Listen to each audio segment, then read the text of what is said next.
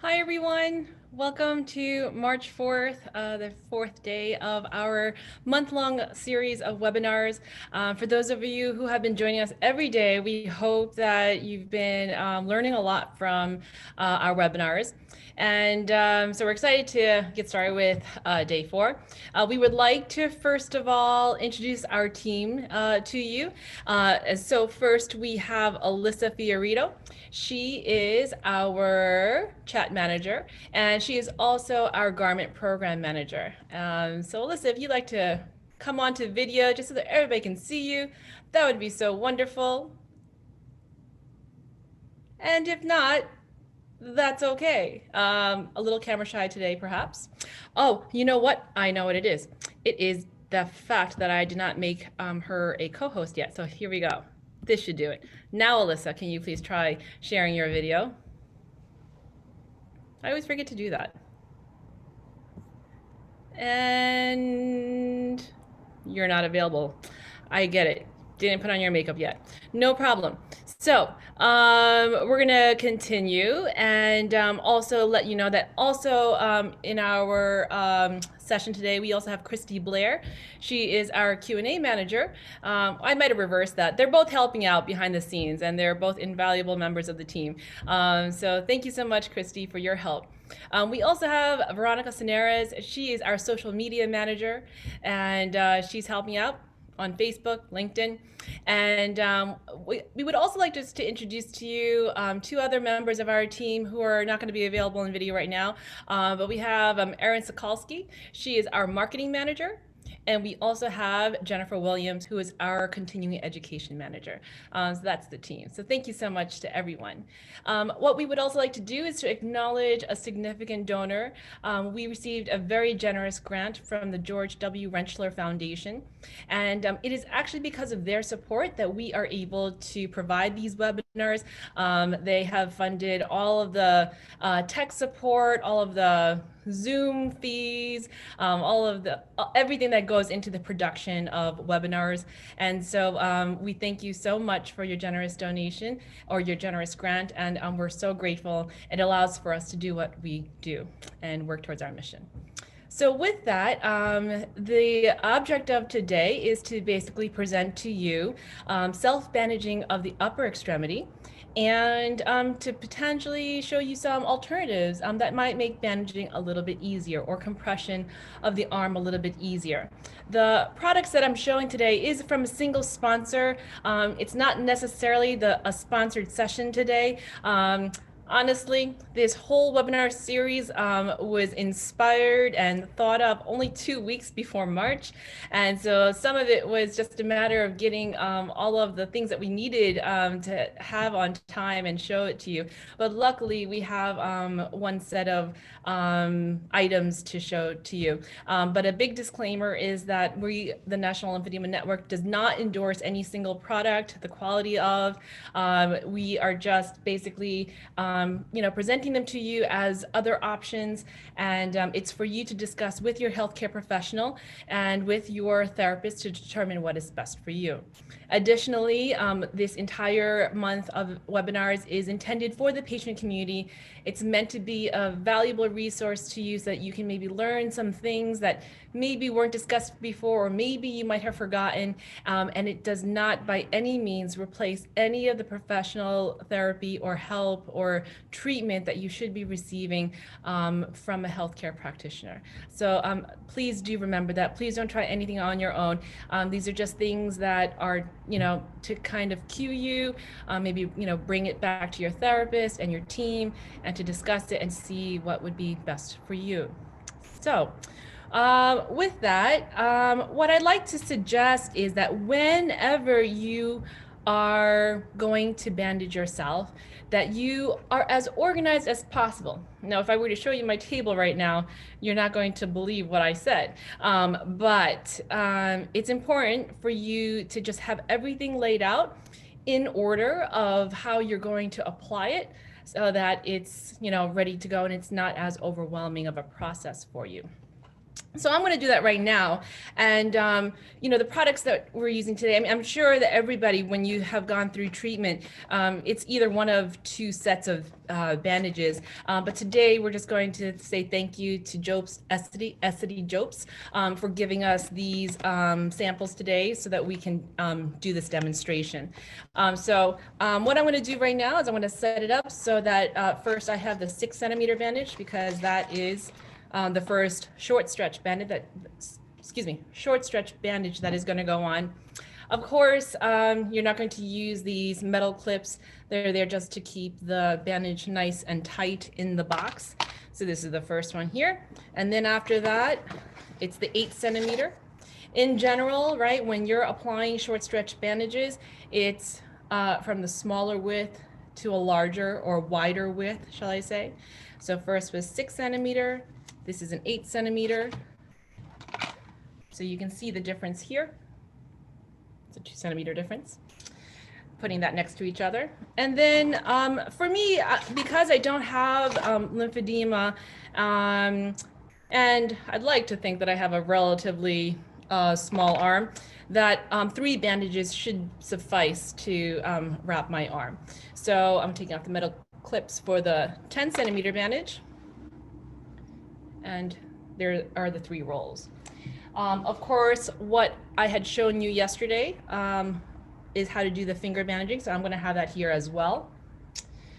For the liner, I don't have any stockinette, which is what your therapist would have cut for you. It's like a large roll, and they cut it to your size, and they put a thumb hole in it. So I'm just going to use the sun sleeve that I demonstrated yesterday. Yesterday I had black, and so now it's purpled for today. This does not provide therapeutic compression. It's just something that is going to line the skin to just protect it a little bit from the abrasion of the bandages and of the foam. What I also have here is an ISO band, and this is something to secure the gray foam. And the gray foam, you would have had your therapist cut this for you, a template. When you're at the point of self-management, your therapist would have already set you up for success. So if they're going to give you like a foam template, you would have been measured for that at your most reduced size. And so I did this for myself. And so this is what I'm going to demonstrate for one bandaging. I'm going to also demonstrate bandaging without the gray foam and also with this Compra foam. It's basically one of the options of a foam roll, which might make it a little bit easier for some patients. It all depends. So again, just work with your therapist, but I'm just going to have it here in handy. The first one that I'll show you is the gray foam. And that should do it. And then at the end, I'll show you a couple of the options in terms of bandaging alternatives. So I'm just going to switch the camera. I'm going to take off my jacket. Okay. And so let's see here. I'm going to bring the camera down a little bit so that maybe you can see me. This is just from yesterday, so I'm not going to talk you through this. You saw this yesterday, but I'm going to show it to you very quickly right now, just so that you can see that it can be done quickly.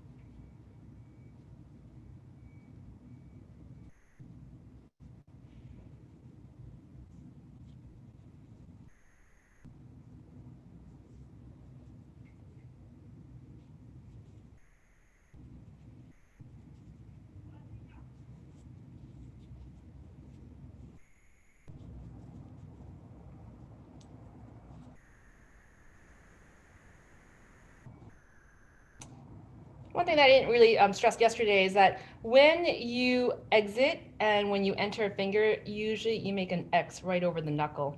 And that's how you'll know that you're being pretty even.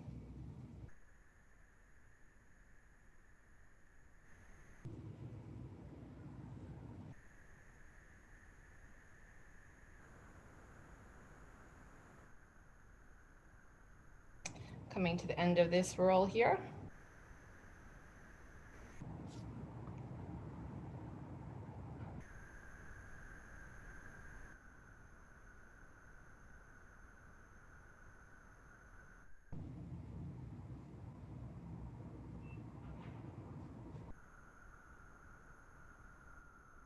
I'm going to cover that last tail bit of the last roll.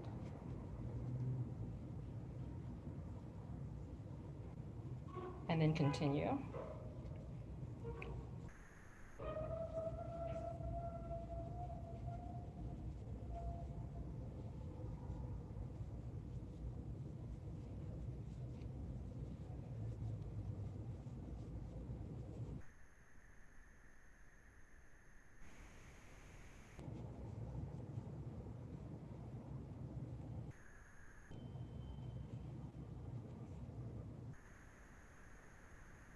Okay, so those are all my fingers. Now, if you ever have extra, sometimes what I'll do is I'll just use that to secure some foam. So, you know, yesterday I showed you the 1/2-inch foam that was cut, you know, for my hand. This is a piece of foam that came from Essity, and it's a light hand gauntlet foam. So I can use this to just secure this here if I would like.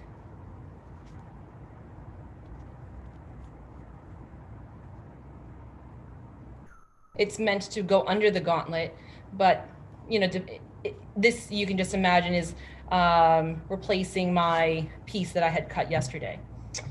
So after that, you would put on your stockinette. In this case, it is the sleeve that I have here.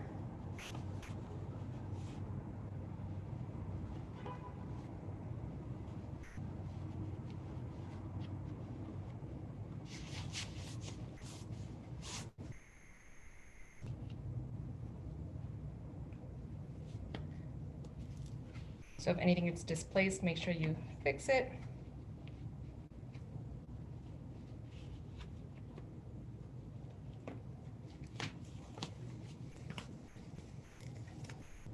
And bring this camera angle up a little bit. Okay, so this is the equivalent of a stockinette. I have my finger bandaging on.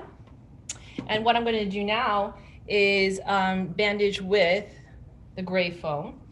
Again, this is the template that your therapist would have cut for you. So to get started, you use the securing bandage. You're going to put it on your arm first. It's going to be very loose.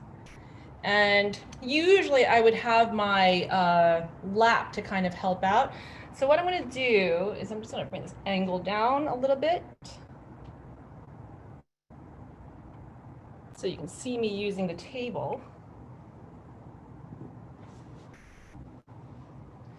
And so I'm going to get started here. So what I'm going to do is just make sure that everything is nice and flat, right? That this is in position.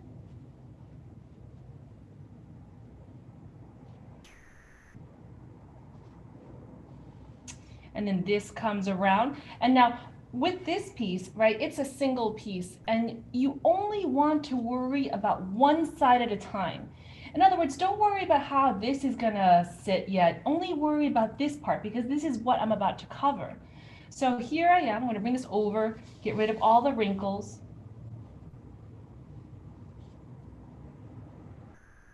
And then worry only about what I just covered. I wanna make sure it's nice and flat, that there are no wrinkles, no bubbles.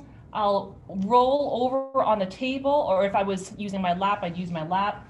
And then with this side, you can basically now make sure that these wrinkles are undone, that this is put into the position that you'd like, taking out the bubbles again, you know, just taking one step at a time. So that's how I'd like for it to sit. And and I don't even have to worry about holding this, like, maneuvering to hold like the whole piece of foam. All you're gonna do is just secure everything down with the roll. That's why I said yesterday, it's like so important to have the roll nice and tight and to have it close to the arm. Because if it's out over here, you can't control everything. It's like you'll need, more help and more arms to actually get it done. But with this, you're able to basically control, get all the bubbles out, get all the wrinkles out, and go around.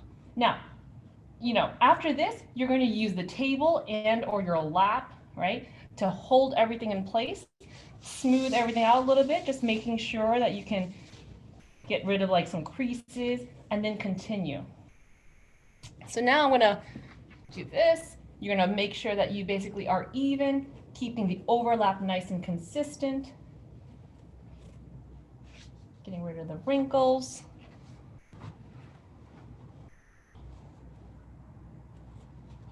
After the elbow, it's actually better to use your arm again, like the side of your body.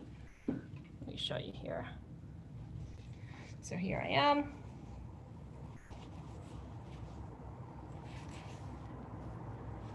And what I mean is this, it's like my trunk is holding the bandage as it's making its turn. And as you can see, I have a couple of wrinkles there, so I'm just gonna smooth it out, take this opportunity before I get too far and won't be able to take care of it later. And here now I'm at the top, making sure that there is coverage all the way to the top, right? I always say that, you wanna cover all of the foam. Because if you leave any of this open, then what was the point of it being there, right? The whole point of it is to basically, stay against the skin so that it can expand and, take up the space that the fluid once took as you're reducing. And even if you're maximally reduced, you still want to have that cushioning, right? To like really massage the tissues nicely.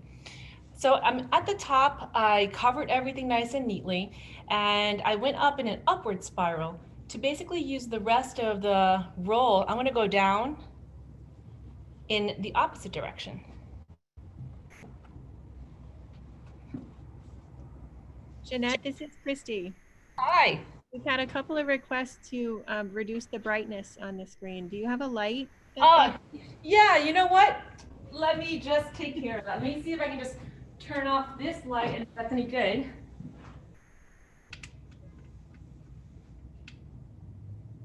All right. I don't know, that's too dark now. Yeah, is that too dark or is that better?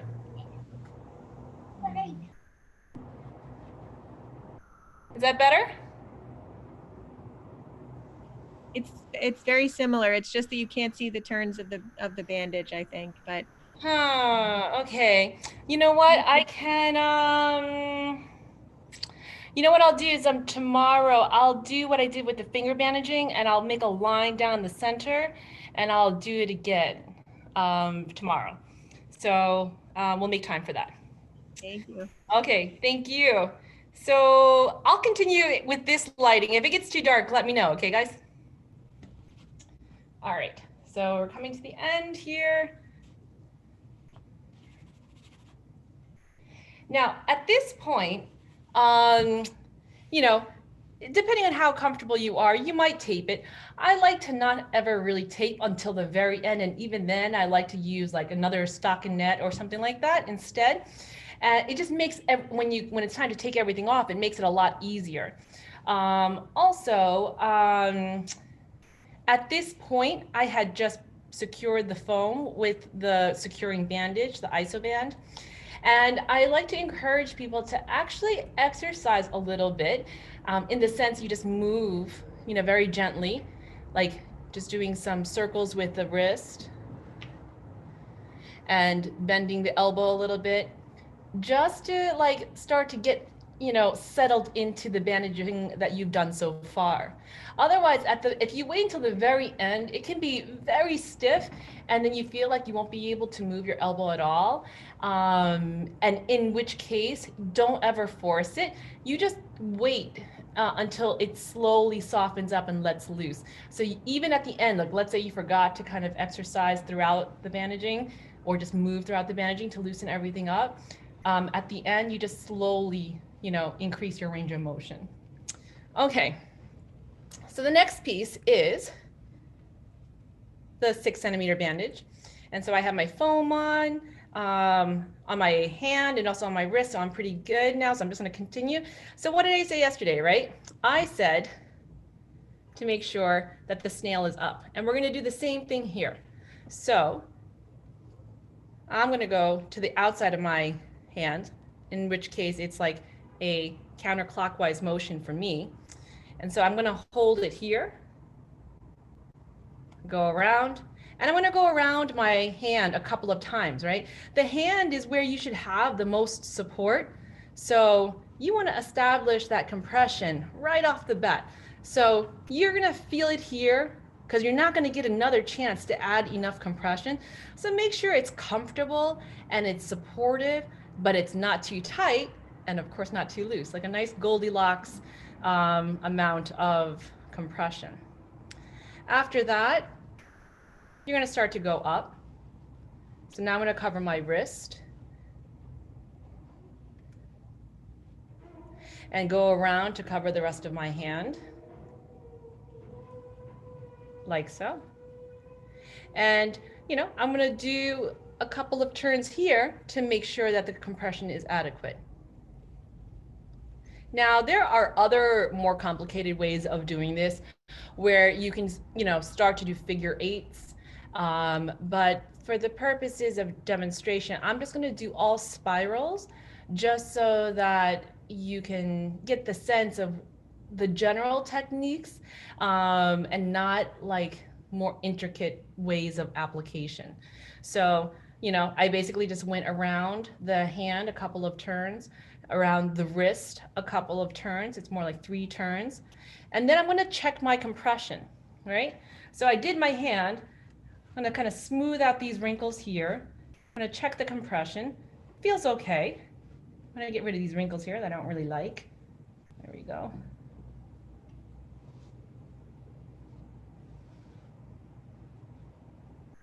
Okay. And then I'm going to continue on up,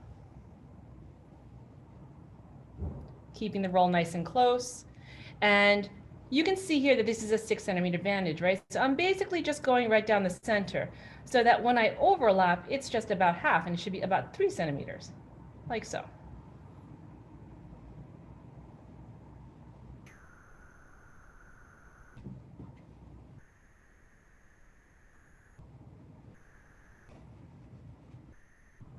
Coming to the tail end here, so I'm just going to let that hang because with the next bandage, I'm going to cover that and not have to worry about it. So I'm going to check my compression. My hand feels pretty good, but then all of a sudden the compression drops right over here. So I'm going to cover my wrist again. That's where I'm going to start. And you just let it hang loosely. You can use a table to help support you, right? Just don't pull on it, right? Because if you don't pull on it, it's not going to come off. So if you just let it hang loosely, there's enough traction with the bandages on top of each other that by the time you come around this way, you can then fix it like so. Then you're going to continue on up and basically just continue with this with the 50% coverage. So again, I'm not going to worry about that because as I'm rounding the corners, I'm going to cover it. And as I'm covering it here, I'm just going to make sure it's nice and flat. Just keep going up 50%, and I'm going to cover this piece too. I'm beyond my elbow now, so I'm going to then use my body to hold the roll the rest of the way here.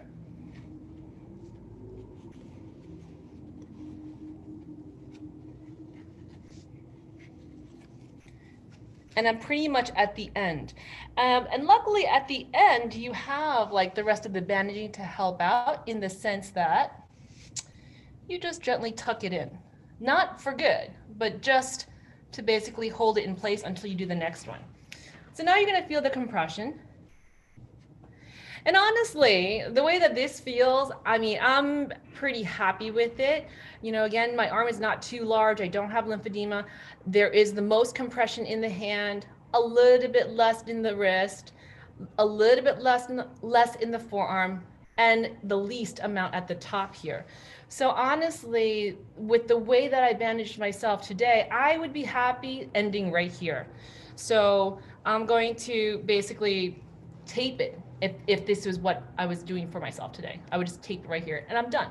And this is what I was talking about before, where, you know, if as long as you were like moving a little bit before, you'll be able to like bend your elbow a little bit. And I really don't have any problems. I'm not restricted. But if you were super stiff, you just basically bend your elbow slowly, bring your palm up and down just to work the bandages and start to let it like loosen and stretch out. But that's that. And looks pretty good, I think. So I'm going to just take a moment to take these off and see if anybody has questions as I re-roll these bandages for our next demonstration. Okay, Jeannette, I have a question. Okay. So you mentioned checking your compression. How do you, this person doesn't understand, how do you tell when the tension is good? Okay, good question. Okay, so there are two things to consider, right? The first is, how does it feel on your arm? So are you able to move your fingers? Or is it that when you try to move your fingers, it's so tight that you can only like wiggle them a little bit? So that's the first thing. How does the arm and the hand feel by itself, right? Then the next thing is, of course, using your opposite hand and then pressing into it, because surely you can see how much give there is, right? If it feels like a rock, which is totally possible, if you added enough layers and if you pulled the bandage to the point where it's maximally stretched on your hand, it will feel like a rock at the end of that, especially if you have multiple turns. These short stretch bandages are 100% cotton, and the bounciness comes from the weaving and the spaces in between the weaving, right? So when you stretch this to the max, there is no more stretch beyond that. So when you move your arm underneath that maximally stretched bandaging, there's no give. It's only going to like, you know, be compressing inward.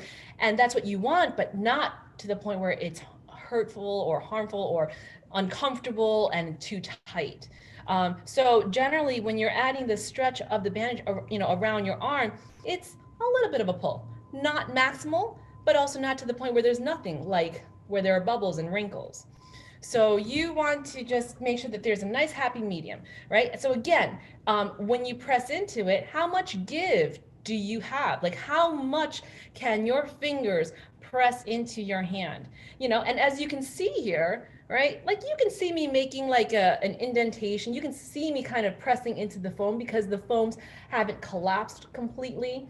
And so that's kind of what you want. You want a nice little bit of give throughout the entire bandaging.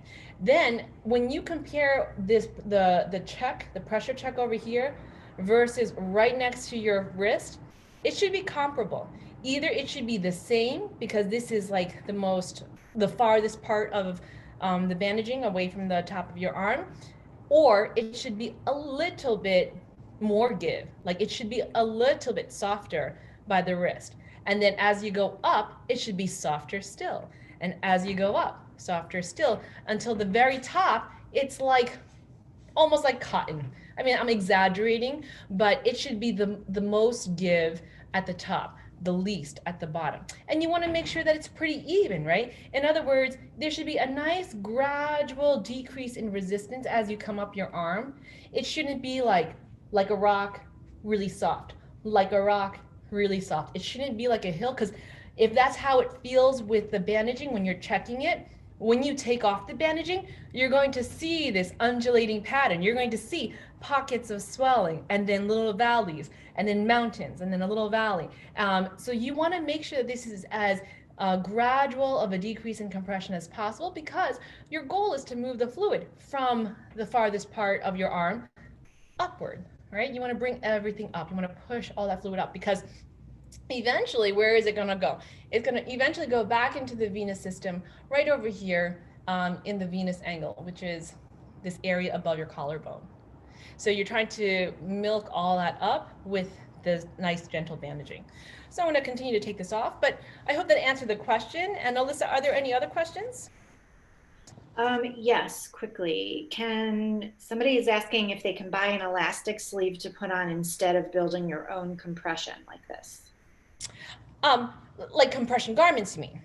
I believe that's what they mean. I'm not sure. Okay, that's a great question. So in other words, the question is, can you just rely on compression garments and not have to do compression bandaging, right? Is what I'm kind of getting is the question. And the answer to that is it depends. It really depends on the nature of your swelling. What is the worst state that your swelling has ever been? Generally speaking, the more swollen that your arm had the chance to become, the more stretched out your skin has become, and the more support that it will need ongoing. And so it's quite difficult to expect that your skin didn't remember how far it was able to stretch with just the swelling. And it will usually need more compression than just the compression garment. That's not to say that's the case for everyone. It's definitely possible. And so like another part to this answer is that it depends on what else are you doing for your lymphedema. Are you exercising regularly? Are you maintaining your strength? Are you increasing the health of your circulatory system? Because the more that you're exercising, the stronger your muscles will be, the more that it will be easy for your blood to return, which makes less of a burden on your lymphatic system. So basically, you know, again, are you exercising? Because if you're exercising and you're really maximizing the use of your muscle pump, then you have the potential to have to focus less on the other components of lymphedema therapy. You know, how well hydrated are you? You know, are you wearing your compression garments regularly? Or are you only, you know, waiting till the point where you think that you're a little bit more swollen than usual and then wearing it? How often are you doing your manual lymphatic drainage? If you're doing it not regularly, then your lymphatic system is, you know, working hard when you're not doing that. And so again, to answer the question, it depends. I will tell you that there are some patients who I've treated that do not even use compression because they don't like the aesthetic of a compression garment or compression bandaging. That's just not within their comfort in terms of quality of life. So they are absolutely meticulous with their skincare, and they are totally meticulous with their manual lymphatic drainage. Like they do it 3 times a day, every day without fail. They'll even sneak it in when they're doing meetings, right? Now, these patients that I'm referring to that have been able to do that, they are the ones who caught it very early. They were like, they looked at their arm and they said, you know what? I don't see the wrinkles in my hand. That can't be. Like, I'm not going to accept that. They were very, you know, active in terms of getting their diagnosis and then getting referred to lymphedema therapy. And because they caught it so early, their skin didn't stretch to the point where they needed like a lot of compression. They just needed to do the manual lymphatic drainage, and that's how some patients have managed it. But again, the point is that everybody is different. It depends on, you know, when you were diagnosed, the kind of therapy you received when you got started, what are you able to do on an ongoing basis. There are just so many factors, and that's why it's so important to work with your therapist to see what's the absolute minimum that you need to do in order to get it under good control, right? Because the first step in the whole process is to figure out what you need to get it down the most, to achieve maximal reduction. Once you've achieved maximal reduction, like your arm is as good and as healthy as it can be, you can then have the luxury of experimenting with frequency, like doing manual lymphatic drainage every other day instead of every day, bandaging every other day instead of every day. You can then experiment, but then you'll see that, like, let's just say you did one component you decrease the frequency of one component. Let's say you start to, you were doing great, so you started to experiment with bandaging every other day, but you saw that your swelling didn't stay down. Well, that's your body's way of saying, no, I don't want you to go to every other day. I want it every day. I need it every day. So, I think that our bodies are really good communicators. And if you listen to them, like, they'll tell you what you need. Your body will tell you what it needs, and it'll tell you what you can get away with. And so the short answer to that is that it depends. Well, I think you've answered quite a few questions all at once by that great explanation. So that really helps. Excellent. So somebody else asked, in your opinion, what's better, a compression sleeve, bandages, or a lymph assist machine? I assume they mean a pneumatic device. Yeah, what's better? Well, let me just move this camera over here. It is, okay, what's better, pneumatic compression or bandaging or garments? What is that? Are those the three choices? What were the choices again, Alyssa? Compression sleeve, bandages, or a pneumatic device. I would say yes. It's like everything. I agree. Yeah, it's not a choice. Like, I think that the important message here is that when you think about lymphedema therapy and when you're introduced to different modalities, nothing replaces anything. Like, nothing replaces another component. It's just maybe additional things that might help for you to maintain your lymphedema better. So compression garments are important, and they are basically one layer that usually allows for you to fit into your clothes nicely during the day, right? Compression bandages, at least in the maintenance phase, right? They are worn at night to really give your lymphatic system the support that it needs. Because think about, compression garments, depending on how well you take care of them, at some point after you've worn them for some months, there is a fatigue factor and they start to stretch out, and you'll need new compression garments. And at that point, if you're only relying on compression garments for compression, well, then it's not enough because it's stretched out and it's never bringing your skin and your limb down to its best state, to its lowest point. So that's why you need both. Pneumatic compression is, a great part of the program too. Like but again, it doesn't replace manual lymphatic drainage. It's a different type of compression, and it doesn't replace bandaging.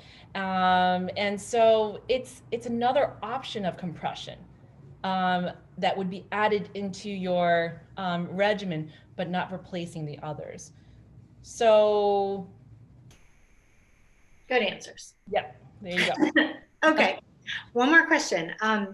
You speak of lymphatic drainage. Is this important even when you are not experiencing a flare-up? Absolutely. I would argue that it's the most important because, now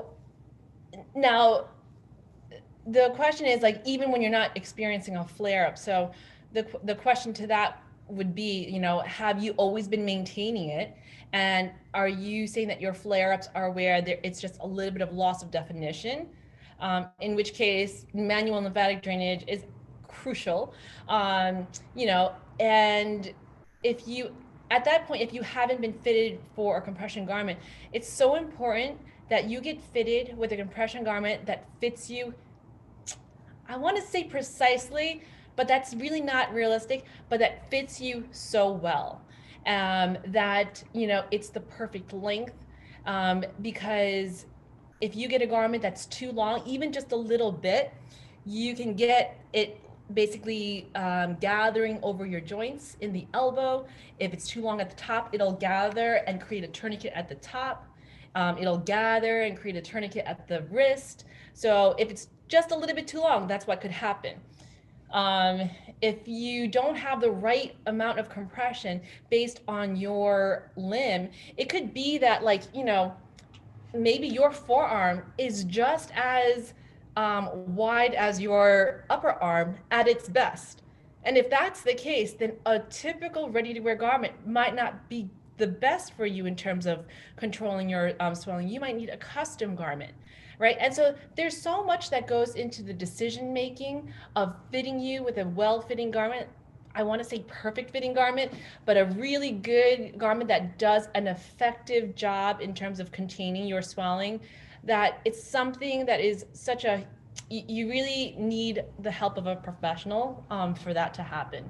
There have been so many cases where, I have inherited some patients where the garment process was outsourced in the sense that they just simply said, here's a prescription, go to a pharmacy or go to a place or go online and get a compression garment. So they'll do it by sizing and then they'll get it, and then it creates all these problems.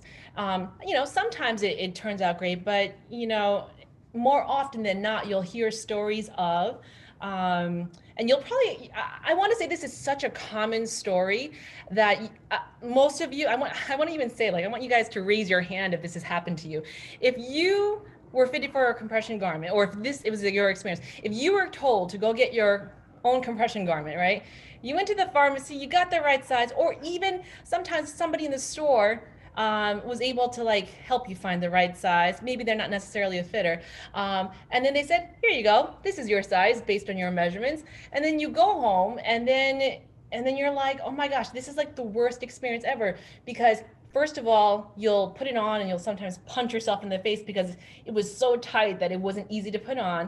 Or it could have been that, you were never taught how to put it on, because there's a little bit of an art in terms of putting on the garment too. You don't just put it on. There's a way to make sure that the fabric is distributed evenly from the top to the bottom. There's a lot that goes into it. And then basically your opinion of the compression garment now is such that it doesn't work. So then now let's say you go to a therapist or you go to another clinic and you're like, I will not wear compression garments. Don't even think about, prescribing compression garments to me because they don't work. I've tried them. They're awful. They cut my circulation and I don't want them. So you have this strong opinion about compression garments, but meanwhile, the compression garments didn't necessarily do anything. It was just that the right one wasn't given to you. There's a whole algorithm to consider: the right fabric, the right size, the right compression, the right accessories. Like, do you get a silicone border or do you not? Do you get a 3/4 silicone border? Do you get like a one-piece, glove and sleeve where you don't have to worry about the overlap at the wrist? Do you get, a thick fabric? Do you get a thin fabric? Can you mix it up? And sometimes there are even cases where it's like, depending on how strong or flexible you are, you might need to just get started with a lighter compression just to get used to the routine of putting on compression garments, and just to acclimate to the idea of wearing compression chronically. And then once you've kind of developed a routine and your body's kind of like used to it now, you're like, okay, I got the sense, the routine now. I'm ready for what I really need. And then you get the higher compression and now you know what to do. Like the little nuances, little tricks to make it fit perfectly. Sometimes you'll need like a garment glue. I actually have one here. It's the Jokes It Stays. And this is what I was talking about yesterday, where I'll put like a little glide on each finger so that the finger bandaging will stay in place. You might need that to make sure that it stays. You might have the perfect fitting garment, but because of your morphology, like maybe your upper arm is so wide and your forearm is so narrow that you have like this hourglass configuration of your arm. And whenever you have an hourglass configuration, it will always want to slide into the most narrowest part of that arm or that leg, that limb. And so you might have the perfect compression garment, but it's sliding because of your natural morphology. And so maybe you just need a little bit of garment glue on your skin to keep it in place. So anyway, very complicated. It's a whole art. And so I even forgot the original question, but I hope that answered it. Thank you, Jeannette. You did answer it. Thank you. Yeah, and the rest are just comments. People are grateful for your recommendations. People are saying that yes, proper fit and quality of garment makes all the difference. Indeed. Indeed. Thank you. So it's getting dark here in New York City. I'm going to turn the light back on. I hope it won't blanch out everything, but if it does, let me know. I can actually adjust it. So here we go. I'll bring it down just a tad in terms of the intensity, and that should do it. Okay, so what I'm going to do now is I'm going to show you the same thing, or maybe not the same thing, but like a different way of doing the compression bandaging. And it's with this roll of foam, which is a very common way that people are shown for, trying to get this all black so it's a nice neat frame here. Okay, so sometimes what therapists will do is they'll poke a hole, they'll cut it for you so that it fits perfectly. I lost my scissors, so I'm just gonna, start it off where it's at the top here. So usually if there's a hole, right, you can stick your thumb through and then it'll basically be easier to continue. But since I didn't have my scissors right now, I'm just going to do it where I'm holding this corner here and I'm going to cover the top of my hand, and then I'm going to continue spiraling up, right? So here I am, I have a little bit of a bubble here.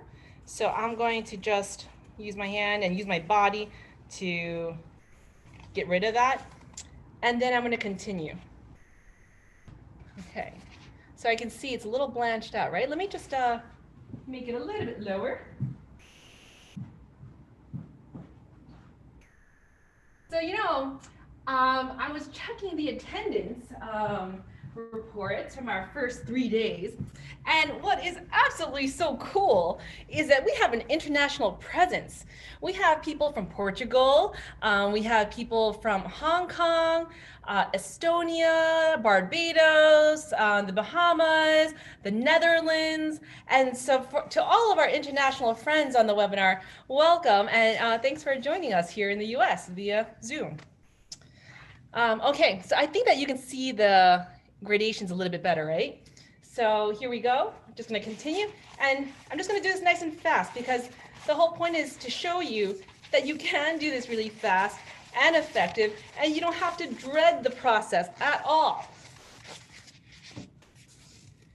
So as you can see, I get to the top and I still have all this left over. I could cut it, or I can just make sure I, use that and just tuck it in here. Okay, then continuing like I did before, really quick. I'm going to do this in 2 minutes, if that. 1, 2, 3. Making sure it's nice and even.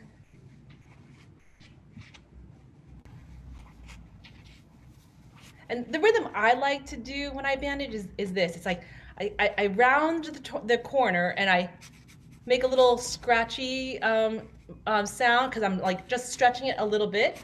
So I stretch and stretch and stretch and stretch and stretch. And this is like the end here. So I'm just going to continue, let it go. And then I'm going to check my pressure. Hand is pretty, tight, but the wrist falls apart a little bit. So I'm just going to do that here.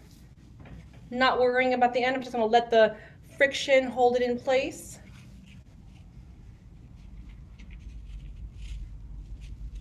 Okay, and then continue.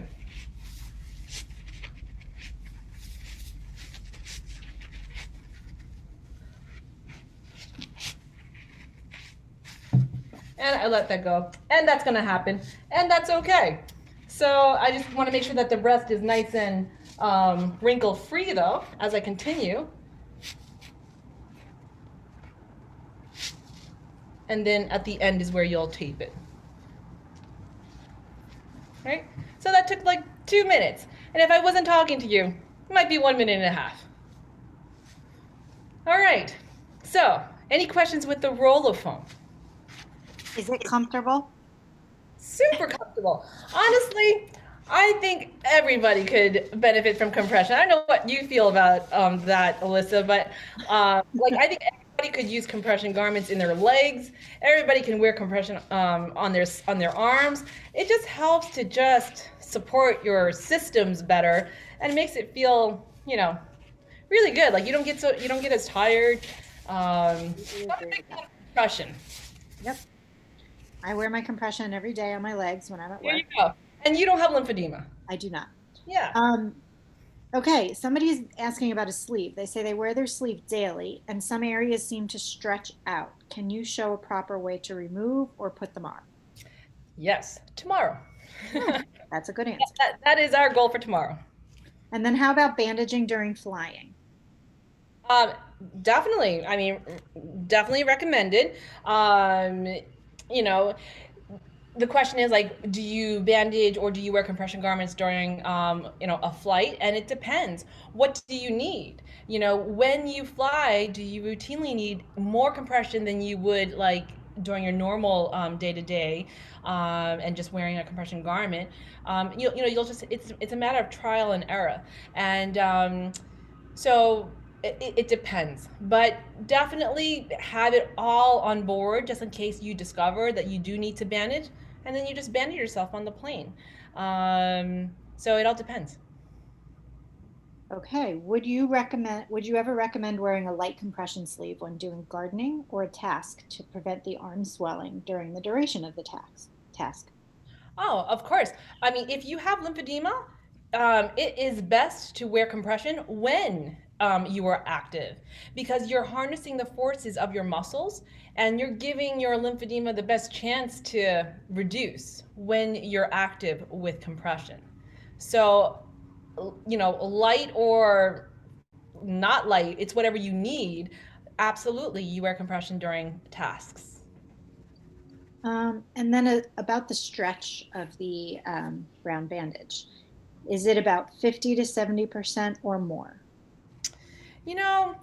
I believe, right, that like right down the middle is a nice thing to always, go by. Not too much and not too little. So, with a properly laundered bandage, I guess you could say, because if you use your bandages over and over, like every day for a week, it will be stretched out. All of that weaving of the threads of the bandage will have been like taken up, so that when you apply it, there is no more of a bounciness. Like, see, I can kind of like bounce it in and out, and this is just cotton, right? There's no elastic fibers in here, but that will be lost if you don't launder it. So you do need to launder your compression bandages somewhat regularly, and so with a nice new bandage like this, 50% is a good stretch.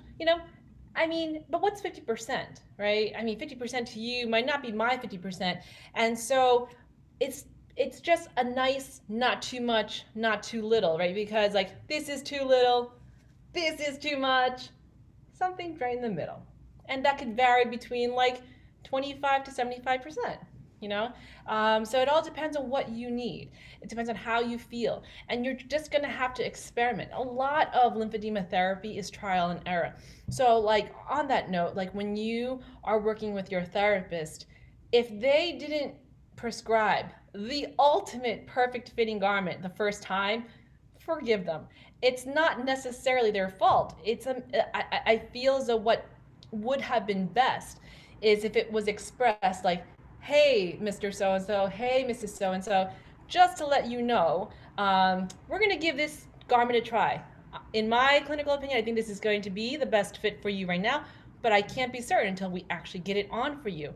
I don't know if, it's going to do everything that we want it to do, but let's try it. And then usually a lot of patients will go through various companies, various types, until they find one that is just perfect, one that fits them just the way they want it to fit, the way that it should fit and is effective. So, and then even after that, even if you found something that like fits you so well, something new might come out and you want to try that, and then you try it and you're like, I like that even better. So I think that the important thing is just to have good communication with your therapist and with your supplier, like whoever is giving you compression garments, whether that's a local, supplier, or you're working with an international third-party provider, or national third-party provider. Just maintaining a good relationship with them will be important because, again, it is a chronic condition, and you'll need compression garments consistently. And sometimes, we get so busy, and then let's say you're about to take like this trip, and you're like, you put on your garments and it just doesn't fit right, and you need like an emergency, shipment of the last garment that you received. The point is that it takes a team to basically manage your lymphedema. Even your significant other who will help with the manual lymphatic drainage in the back. So, just make sure that, you just keep good relationships with your entire team. Okay. How often do you recommend washing the bandages? And should they be hung to dry or in the dryer? Okay, well, it depends on a couple of different things. The first is, if the moment that they're soiled, like the moment you get any food stains or any other kind of stains on it, that it needs to go into the laundry right away. Um, if everything is, normal, and you didn't get any stains on it, you'll start to, it also depends on how you've been applying it. Like, are you the type that applies like 75% stretch consistently, in which case the bounciness will be taken up much sooner, and so you'll probably have to launder that sooner, because the moment that you no longer have this bounciness is when you should launder it. Assuming that, it's like kind of standard. I mean, I think that you can just use that as a test, right? The moment that you don't have this bounce, then it should go right into the laundry. And then another thing would be, like, let's just say it's like 2 weeks now, and everything looks pretty good. It's still bouncy. Just like any other laundry, at some point it's just got to go in the wash. So, like, at the very least, I would say once a week, but could be sooner depending on use, depending on how dirty they get. And then definitely just the machine. It's 100% cotton. It's just like, regular clothes. The only thing is that, I'll share with you that these bandages have been treated so that they are more resistant to, getting soiled and bacterial, colonization and stuff like that. And the way that I found that out was because, as a New Yorker, I think color is a very important, thing to have as a choice. And I wanted black. And then some of my patients wanted black. And so then I was like, how hard can it be? So I decided to try to just dye them black, like getting like a dyeing kit, and it just didn't take. It's because it's been treated, and it won't take. It's not like just regular. It's not like a regular cotton shirt. Anyway, that's another reason why it's okay if you don't launder it after every single use. It's because it's kind of resistant to getting dirty.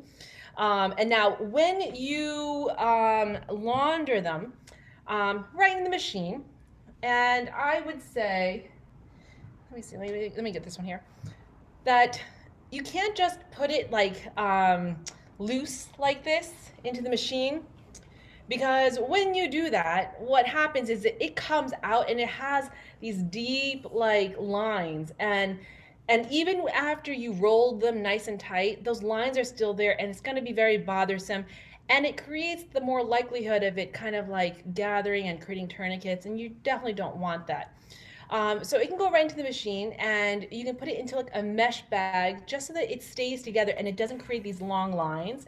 So an option is just to keep it loose and to put it into a mesh bag, and then to launder it that way, and to keep it in the mesh bag and put it into the dryer, low heat or no heat at all. But what I usually also tell my patients to do, and I think that this is more effective, is I recommend that they fold it up into like squares or like rectangles like this until you've done it to the entire bandage. So it's nice and loose, right? And then I recommend that you put one safety pin through here so that it keeps it kind of like together. And then you don't get those deep folds along the length of the garment. So that's what I recommended, and it seems to work also. So those are the two options. Mild detergent, just not using a fabric softener, especially for garments, no fabric softener. But even with compression bandages, you want to keep that natural tension that is inherent in the cotton fibers. And I believe I answered the question. Okay. Hot or warm water for the washing machine? What do you think? Oh, I think nothing too extreme. So I think warm is a nice happy medium, right? That's always like a safe thing to go with. And do we know if these bandages are pre-shrunk?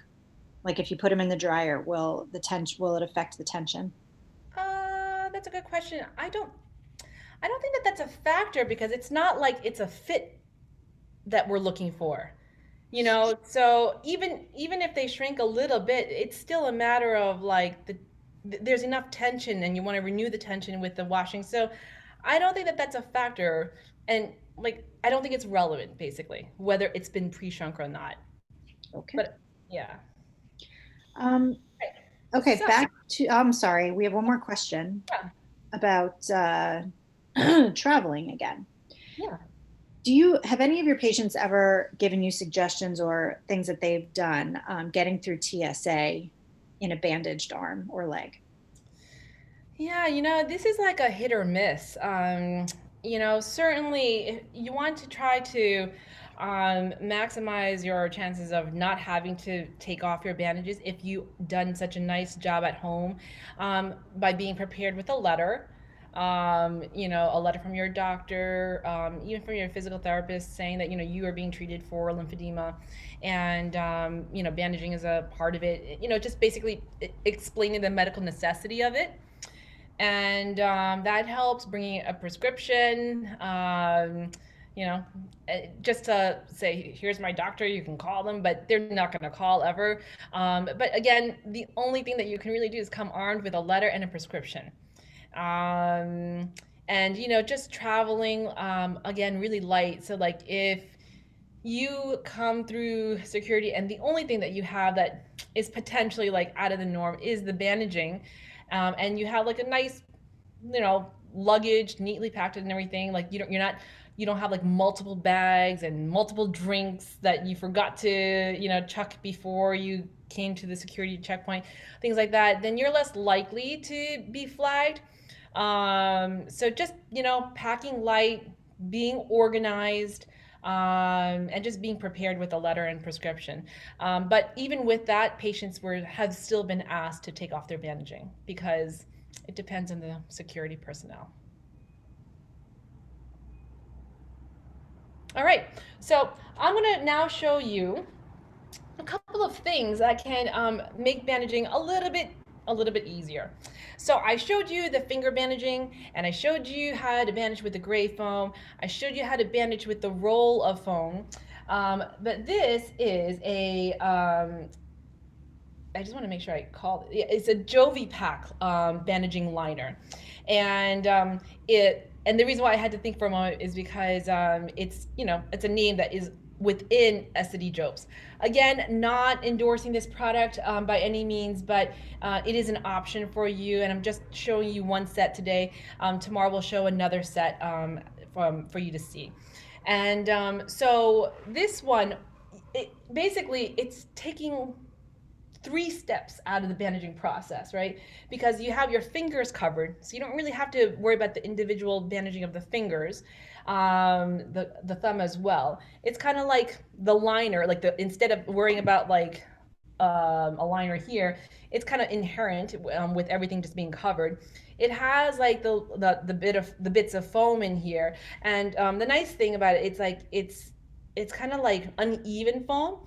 And the benefit of uneven foam or like little chips of foam is that it kind of like massages your skin to break up like any hardened protein. So it makes your skin a little bit softer. Again, you need to work with your therapist about that because sometimes, if you don't understand exactly how to apply it, it can be really uncomfortable. You always have to just work with your therapist. And then so basically with this, I just like slip it on. and now my fingers are covered, right? My arm is covered, and then all I have to do is add the bandages.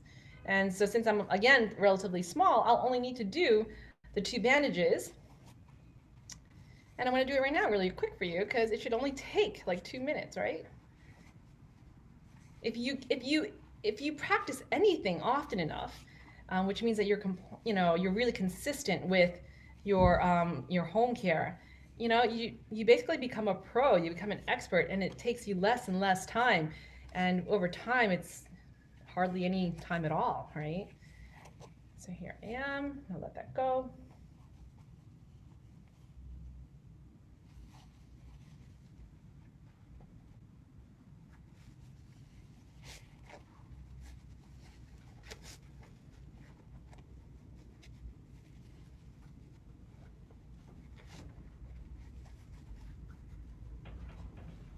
Oops, and I let it go. That's okay. That's gonna happen. I'm not gonna take it off, although you could if you'd like. But I'm at the end, so I'm not gonna worry too much. And it should be the least amount of compression at the top anyway.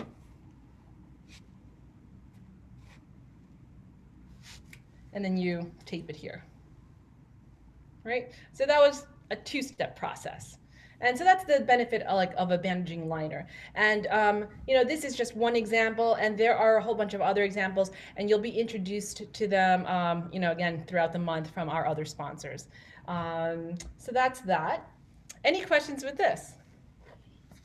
Yes. Is this a standard size garment, or does somebody need to be measured for it? Oh, yes, they do come in sizes, so you do want to get one that will fit you nicely in the sense that it's not too bubbly and that it's not too tight, because it can be either or. So for me, this was a size medium with fingers, and it fits pretty nicely. It's not too loose on the inside, and so you do need to be fitted for it in the sense of getting the one that will, be flushed against your skin, but it's not an exact.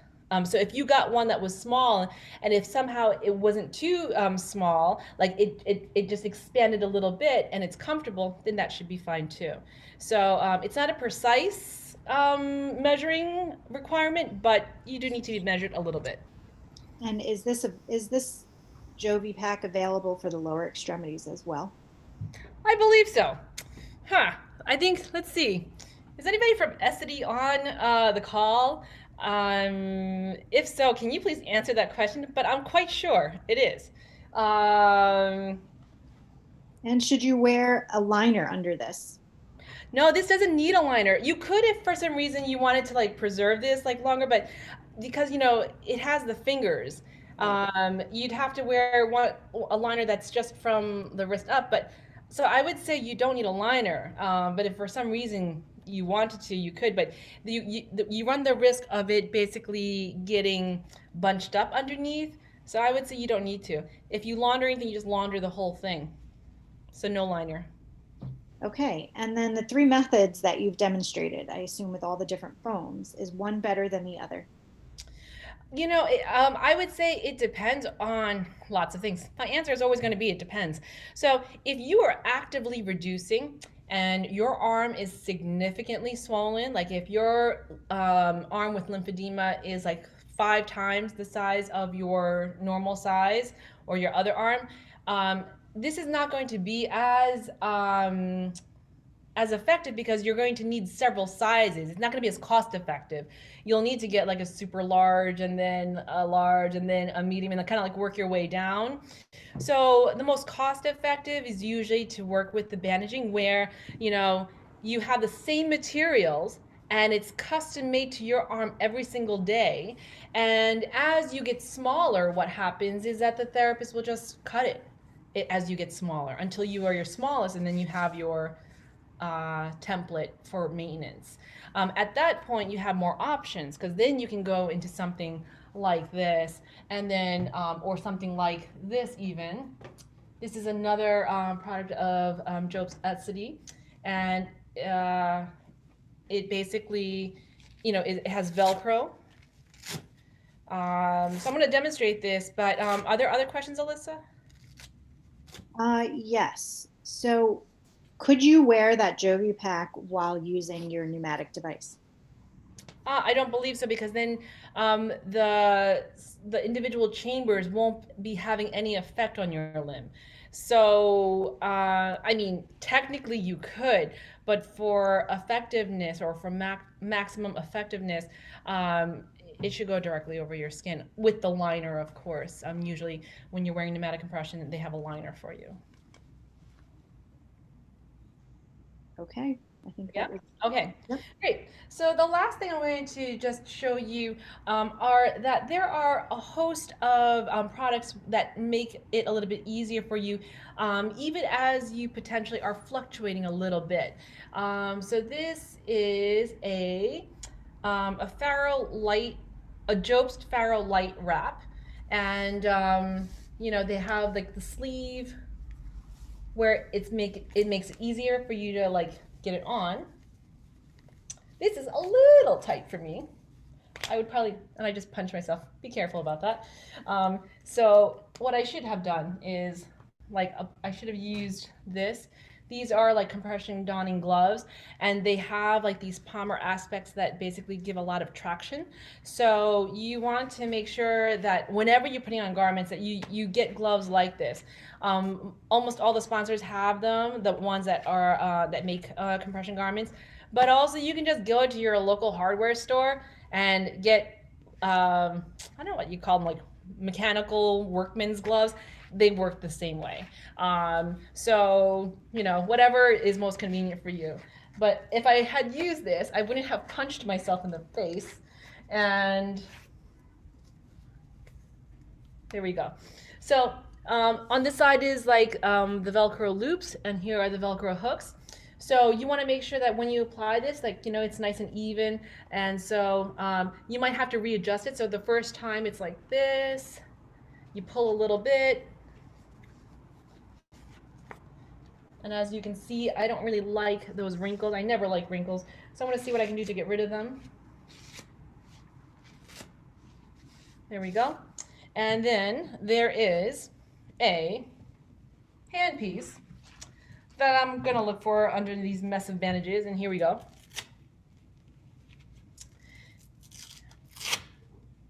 And so here's the thumb hole. Sorry, this way. Here we go. Nope, this way. One moment. Here we go. Okay, and it goes around.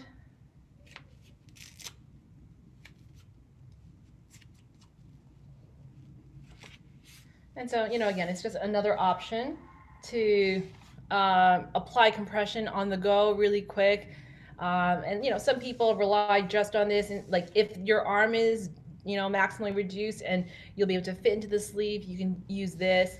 But, you know, just make sure that you do what's best for your arm, or what's best for your limb. It shouldn't be where, you know, you're limited, because this might be good for like maybe in one instance or in one occasion, or maybe when you're working out, and then when you're flying you might need compression bandaging, and then on a day-to-day basis the compression garment, and maybe when you're doing something like a little bit more intense, like hiking or something like that really requires that challenges your physical fitness, then you might need even more compression. So, you know, again, everything is trial and error, and everything is just a matter of making sure that you know, learn what your body needs. Jeanette, how would you address the fingers in this? Oh yes, thank you. With a glove. You would not, just like I said in the beginning, and just like I said yesterday, the fingers are not to be ignored. So let me take this off because I can't put the glove on top of this, but you would wear a glove for sure. And here I have, this is black, so I'm going to turn up the light a little bit. But you always need compression on the fingers for sure at all times. In some cases, like if your fingers have never been swollen, I mean, Some patients can get away with just a gauntlet, and a gauntlet basically only starts from the knuckle up and it doesn't cover the fingers. But when you're not sure, the more coverage, the better. So a glove would be better than a gauntlet. So this is a Faro glove, and you can use this for like, for maintenance, or if you're small enough, we can also use it to apply compression to the fingers while the rest of your arm is being managed.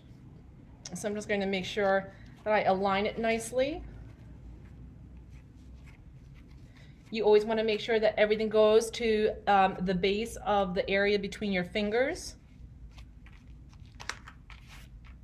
And everything should sit nice and flat. And then on top of this, you would wear what I showed you here with the Velcro. You can also just use this and then do the rest of the bandaging that I showed you with the roll of foam and then the bandages that followed, the short stretch bandages. You can absolutely do that if this is the point where your fingers can be managed. We have a question about, I think there's some confusion with all the different variations.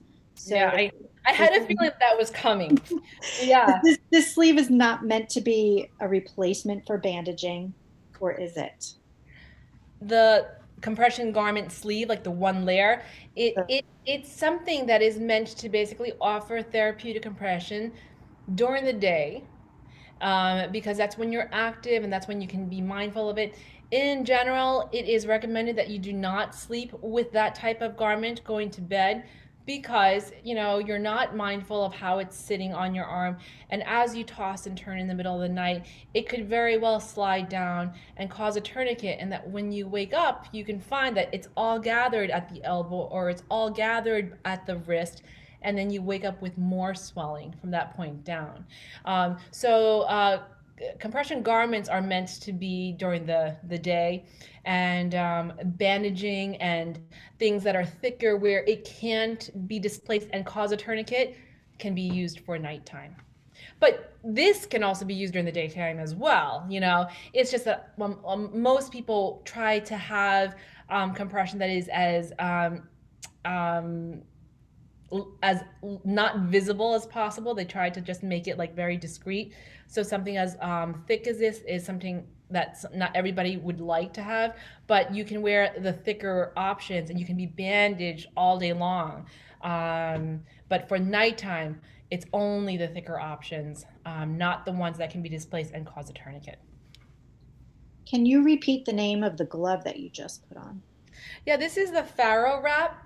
This is just one of many available compression gloves that are available. Again, we're just focused on like one sponsor today, but there are many more, and we're going to hear some from our other sponsor tomorrow.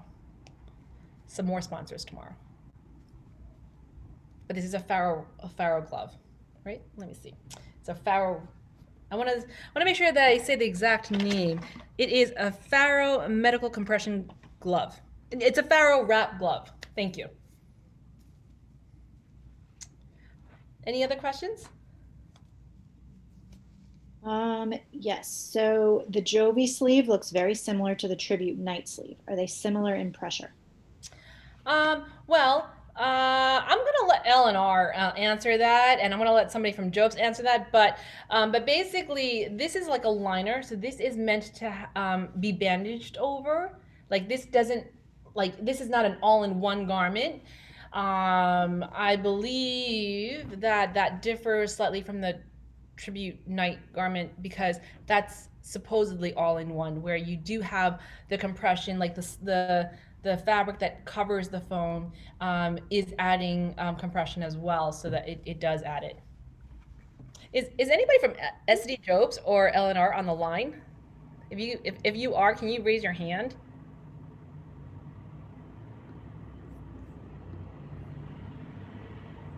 And Jeannette, quickly, would you mind holding that glove up against the white of the Jovi pack? Because I guess people are having trouble seeing it. Oh, sure. Let me just fix it.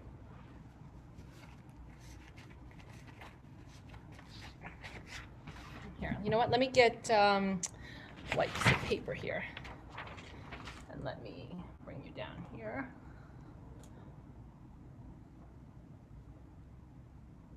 Ah, that's a perfect view. Yeah. It's a little bit crooked, as you can see. I didn't quite fix it there, but it fits my fingers quite perfectly. And my wrist too. Okay. Now you see the mess on my table. Okay. All right. So I hope that was really helpful. I hope you guys learned a lot. Again, one more time for the night. It's not meant to replace any advice that you would be getting from working with a healthcare professional, a physical therapist or an occupational therapist. Let me just say lymphedema therapist, because you could have a massage therapist, occupational therapist, nurse, doctor, physical, occupational, providing the lymphedema therapy. So allow me just to take that back and just say you should be working with a lymphedema therapist.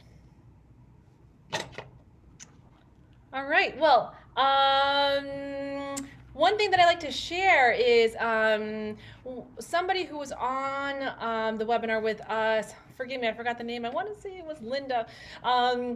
She shared that after watching our first webinar, she had told her, she shared our webinar with her friend who had bilateral upper extremity compromise to her lymphatic system. So what she did was she came prepared to her visit to get the COVID injection the next day, wearing shorts, so that it's not so awkward when she basically says, you know what, no, I want it in my leg. She just dropped her pants, but she was wearing shorts and it was much easier. And I thought that that was a great suggestion, and I want to share that. And then we also had Vanessa share, you know, because when we had done the giveaway on Tuesday, it was a little awkward because, you know, the names, it's hard to get, you know, to choose. So she suggested like a wheel of names, and we're going to try that tomorrow when we have Medi speaking. And so we'll see how that goes. Hopefully it works out well. But thank you again to Essity Jobs for all the products that we were able to use for the demonstration today, for our self-bandaging and bandaging alternatives. And I hope everybody has a lovely evening. We'll see you again tomorrow, hopefully. Have a great night.